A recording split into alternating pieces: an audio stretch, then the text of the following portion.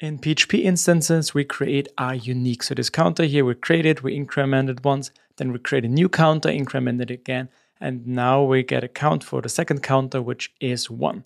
Yeah, nothing new here, these are unique. But if we want to use the same counter here, we can do this through the service container in Laravel. And there are two things that we need. First, we need to make sure that we get the counter not here by creating a new one, but getting it from the service container here with the resolve map.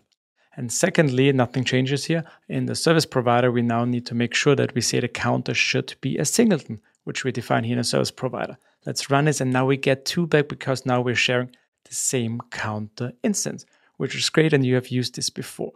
But now there's something new which we can do. Let's get rid of this entry in the service provider, and now on a class I can define that this should be a singleton with a PHP attribute. Now take a look, this is still working, and we have defined this as singleton. This also worked scope, container attributes, so cool.